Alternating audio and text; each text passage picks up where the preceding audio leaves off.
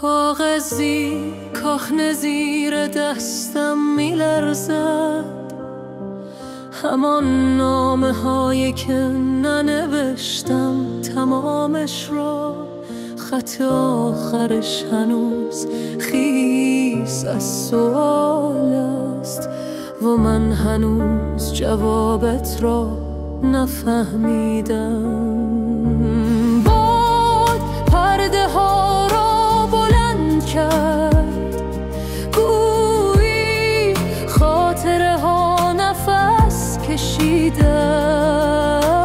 در آن سکوت صدای تو بود که هرگز از آستانه عبور نکرد.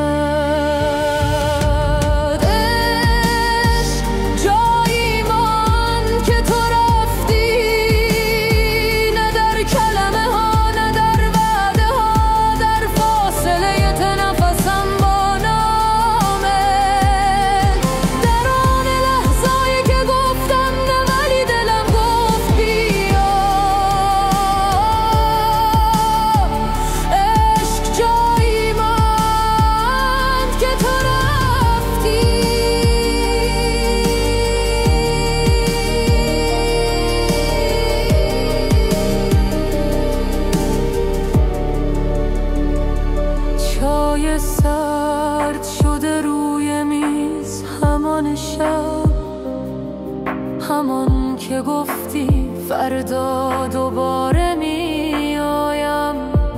فرداها گذشت ولی من هنوز جای تو را خالی گذاشتم.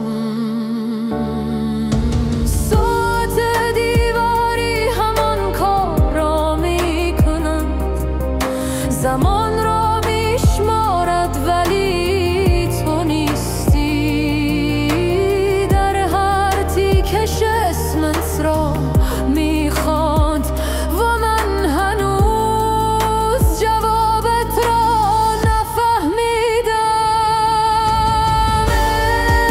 عشق جایی ماند که تو رفتی، نه در کلمه ها نه در وعده ها،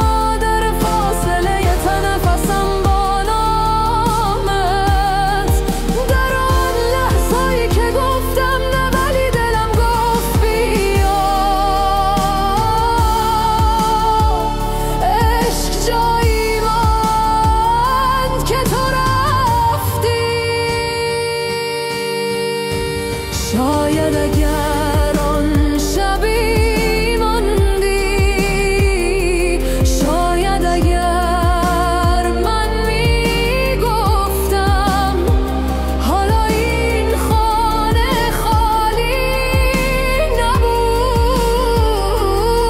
و این نامه هرگز نمیشد. عشق جایی که تو رفتی، نه در کلمه ها نه در وعده ها، در فاصله تا نفسم